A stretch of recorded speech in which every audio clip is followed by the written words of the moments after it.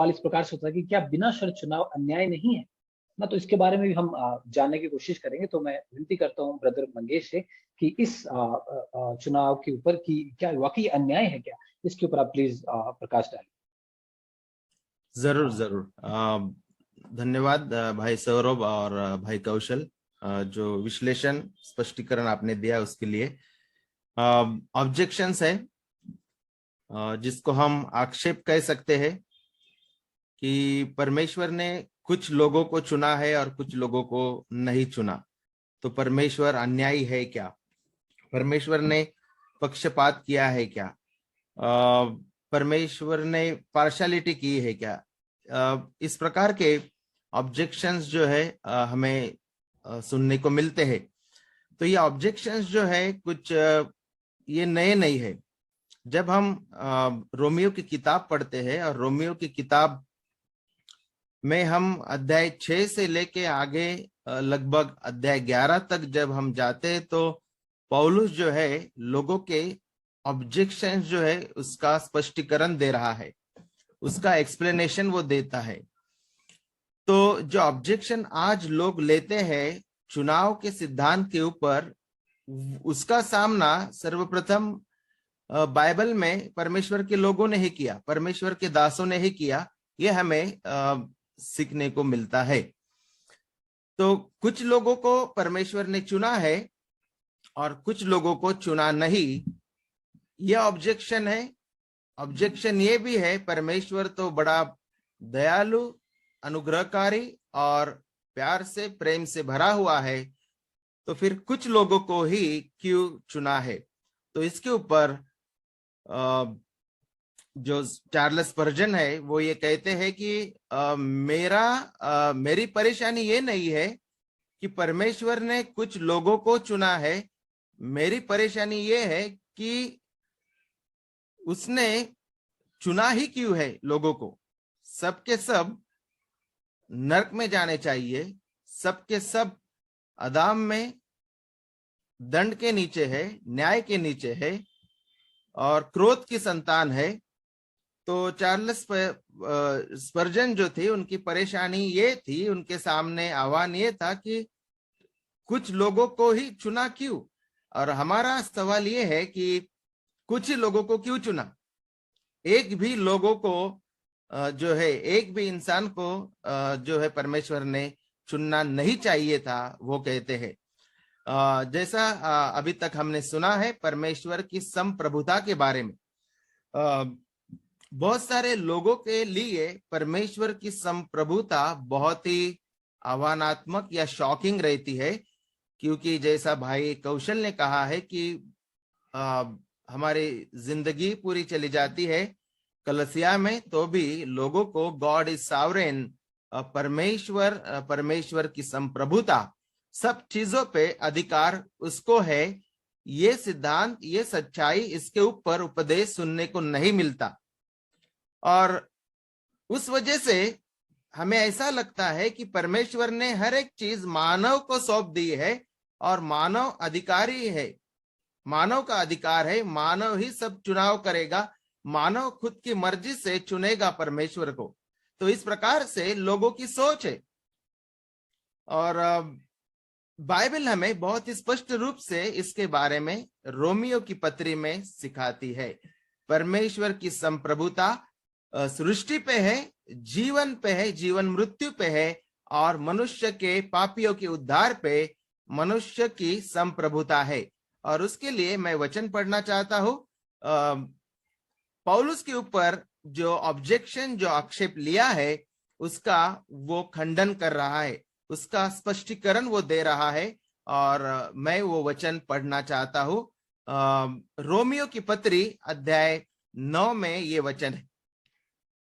इसलिए हम क्या कहें, क्या परमेश्वर के यहाँ अन्याय है? तो देखिए, आज भी लोग यही सोचते हैं कि परमेश्वर ने उद्धार के लिए, सार्वकालिक जीवन के लिए, सनातन जीवन के लिए कुछ लोगों को चुना है। तो जब वो सोचते हैं तो उन्हें लगता है कि अन्याय हो गया।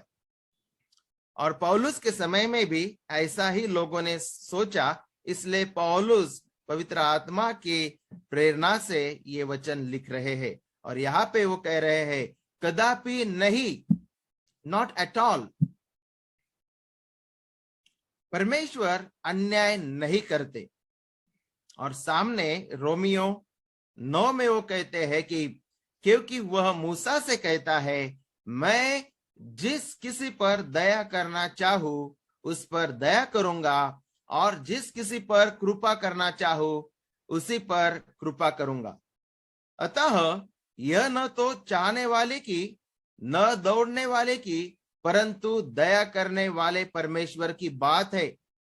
उद्धार दया करने वाले परमेश्वर से ही होता है। हमारे दौड़ से, हमारे चाह से, हमारे स्वतंत्र इच्छा से उद्धार नहीं मिल सकता। स्वतंत्र इच्छा से इंसान केवल एक ही चीज करता है और वो है मुक्तता से वो पाप करता है। और सामने पौलुस रोमियो 9 में ये कहते हैं क्योंकि पवित्र शास्त्र में फिरौन से कहा गया मैंने तुझे इसीलिए खड़ा किया कि तुझसे अपनी सामर्थ दिखाओ। फिरौन को परमेश्वर ने खड़ा किया ताकि परमेश्वर का सामर्थ्य जो है प्रदर्शित हो सके और मेरे नाम का प्रचार सारी पृथ्वी पर हो। इसलिए वह जिस पर चाहता है उस पर दया करता है और जिसे चाहता है उसे कठोर कर देता है। तो बाइबल बहुत ही स्पष्ट है कि परमेश्वर जिस किसी पर दया करना चाहता है, अनुग्रह करना चाहता है, वो उन पर अनुग्रह करता है, और जिसका मन कठोर करना चाहता है उसका मन वो कठोर करता है। इसके बारे में हमें फिर से एक बार इस परिच्छेद में, इस पैराग्राफ में यही सीखने को मिलता है। प्रभु की संप्रभुता, परमेश्वर की संप्रभुता। परमेश्वर जिस किसी पे दया करना चाहता है उसी पे दया करता है, और जिसका मन कठोर करना चाहता है वो कठोर करता है। और हमारा जो प्रश्न है, हमें उस प्रश्न के बारे में सोचना बहुत जरूरी है कि क्या वो उचित प्रश्न है।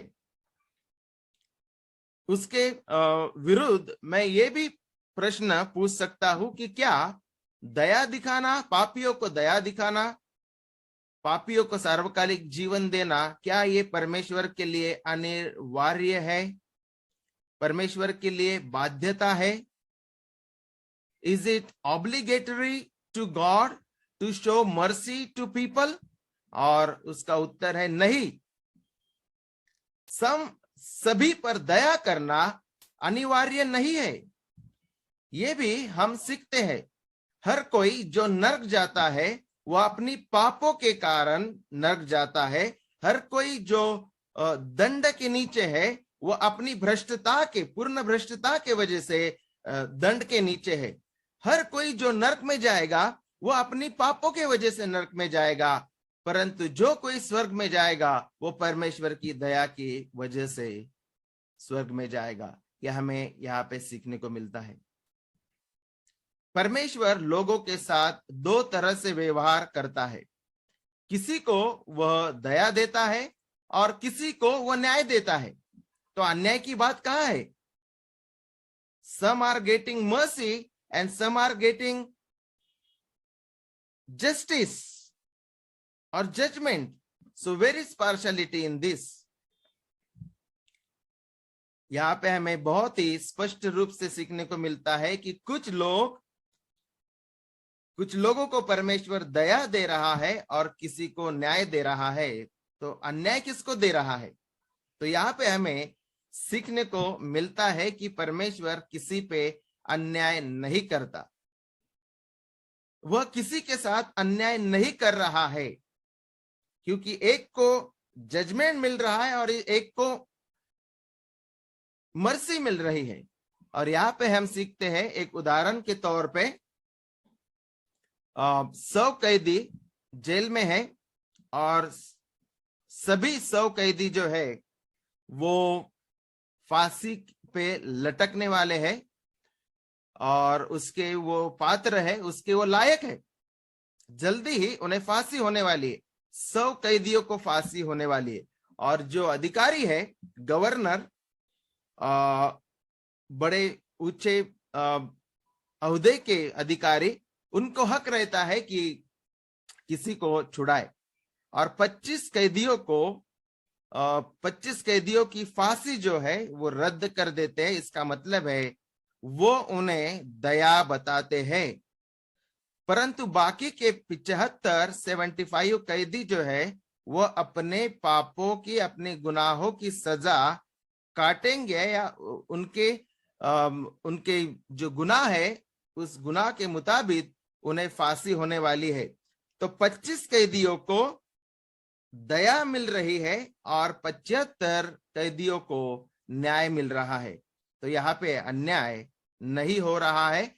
75 जो कैदी है, 75 कैदी, वो उन्होंने गुनाह किया है और वो उस फांसी के लायक है, तो न्याय मिलना उचित है।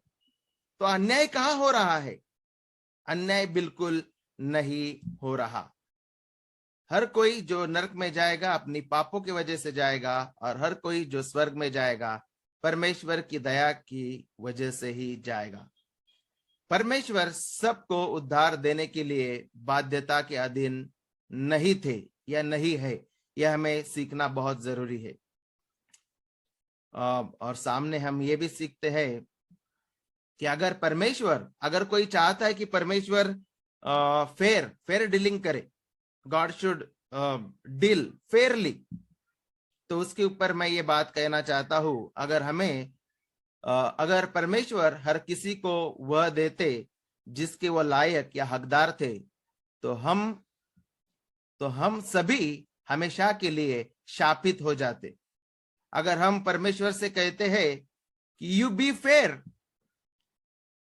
अगर हम ये कहेंगे, अगर परमेश्वर के विरुद्ध हम मोर्चा निकालेंगे, यू बी फेयर, तो फिर फेयर चाहिए तुमको, तो हमें दंड, हमें न्याय और हमें शाप ही मिलेगा। वही फेयर है।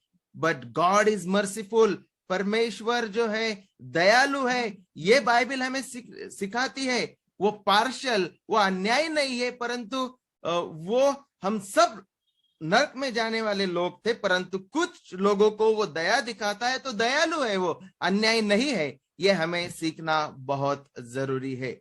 अगर हम हमारी हक की बात करें, तो हम हकदार थे शाप, दंड और नरक के लिए ही हम हकदार थे। यह हमें सीखने को मिलता है। तो सर्वप्रथम हमने देखा है कि जो ऑब्जेक्शन है कि परमेश्वर अन्यायी है, कुछ लोगों को परमेश्वर चुन लेता है और कुछ लोगों को परमेश्वर ने चुना नहीं है। तो यहाँ पे हम सीखते हैं कि अन्याय नहीं हुआ है। एक समूह को परमेश्वर ने न्याय दिया है तो दूसरे को दया दी, और दोनों के द्वारा उसका सामर्थ्य और उसकी महिमा प्रकट होती है। ये बाइबल हमें सिखाती है। और सामने इसी अध्याय में सामने पौलुस कहता है, रोमियो 9 में पौलुस कहते हैं, अतः तू मुझसे कहेगा, वह फिर क्यों दोष लगाता है? कौन उसकी इच्छा का सामना करता है? हे मनुष्य, भला तू कौन है जो परमेश्वर का सामना करता है? क्या गढ़ी हुई वस्तु गढ़ने वाले से कह सकती है, तूने मुझे ऐसा क्यों बनाया है? क्या कुम्हार को मिट्टी पर अधिकार नहीं है कि एक ही लौंदे में से एक बर्तन आदर के लिए और दूसरे को अनादर के लिए बनाए? तो इसमें कौन सी आश्चर्य की बात है कि परमेश्वर ने अपना क्रोध दिखाने और अपनी सामर्थ्य प्रकट करने की इच्छा से क्रोध के बर्तनों की जो विनाश के लिए तैयार किए गए थे, बड़े धीरज से सही, और दया के बर्तनों पर जिन्हें उसने महिमा के लिए पहले से तैयार किया, अपने महिमा के धन को प्रकट करने की इच्छा की, अर्थात हम पर जिन्हें उसने न केवल यहूदियों में से वरन अन्य जातियों में से भी बुलाया। यहाँ पे हमें सीखने को मिलता है भाई और बहनों, परमेश्वर को विभिन्न उद्देश्यों के लिए लोगों को बनाने का अधिकार है। फिर से एक बार मैं दोहराना चाहता हूं, परमेश्वर को विभिन्न उद्देश्यों के लिए लोगों को बनाने का अधिकार है। परमेश्वर कुछ लोगों को विनाश के लिए तैयार किया है, उन्हें क्रोध के पात्र के रूप में बनाया है, और सामने बताया है कि कुछ लोगों को परमेश्वर ने दया के बर्तन के रूप में बनाया है और उनके द्वारा परमेश्वर की महिमा होती है। तो परमेश्वर को विभिन्न उद्देश्यों के लिए लोगों को बनाने का अधिकार है। और यहाँ से रोमियो 9:19 और 24 से हम ये सीखते हैं कि हम मिट्टी है और हमारा परमेश्वर कुम्हार है। गढ़ी हुई वस्तु गढ़ने वाले से यह नहीं कह सकती कि तूने मुझे ये कैसा बनाया या क्यों बनाया। हे मनुष्य, भला तू कौन है जो परमेश्वर का सामना करना चाहता है? क्या बनाई हुई वस्तु जो उत्पन्नकर्ता को प्रश्न कर सकती है क्या? और उसका उत्तर यही है कि नहीं। हम परमेश्वर के उद्देश्य, परमेश्वर की संप्रभुता पे प्रश्न उठा नहीं सकते। मेरे तरफ से आज शाम के अवसर पे इतना ही था। आगे भाई सौरभ है, वो हमें चलाएंगे। Yes, thank you so much, brother Mangesh. Obviously हमने इन चीजों को अभी समझा कि अन्याय है या नहीं है, और न्याय हमें सबको नरक में डालेगा। तो जिस प्रकार से ब्रदर मंगेश ने हमें समझाया, दिक्कत हमें इसलिए आती है क्योंकि हमने मनुष्यों के हिसाब से, जैसे हम स्वाभाविक रूप से हैं, उसी प्रकार से हमने परमेश्वर को के बारे में सोचा है। बाइबल में जो बातें लिखी है उसको हमने जांचना जरूरी नहीं समझा कि परमेश्वर जो स्वयं अपने बारे में क्या कहते हैं, उसके बारे में जो परमेश्वर बातें लिखी है उसके आगे हम घुटने टेकने के लिए तैयार नहीं है। इसलिए हम ये सोचते हैं कि परमेश्वर अन्याय करता। नहीं, परमेश्वर न्याय नहीं करता। जब भी हमें परमेश्वर के ये संदेह आए कि परमेश्वर अन्याय करता है, क्रूस को देख लो, परमेश्वर न्यायी है। मसीह यीशु को परमेश्वर ने जो कुर्बान किया है ना, वो परमेश्वर न्यायी है, क्योंकि वो पाप को यूं ही क्षमा नहीं करना चाहता था। वो न्याय स्वरूप पाप को क्षमा किया। जो न्याय जो हमारे ऊपर आना था वो परमेश्वर ने अपने पुत्र मसीह यीशु के ऊपर डाल दिया, और मसीह यीशु की वजह से हमारे ऊपर उसकी धार्मिकता डेली गई है। तो जब भी हम देखें तो परमेश्वर अन्याय नहीं है। परमेश्वर ने हमारे लिए बेस्ट दिया है, वो अच्छा भला परमेश्वर है। लेकिन बस ये है कि हम इन बातों को परमेश्वर के वचन के अनुसार सीखने में कमजोर रहे हैं।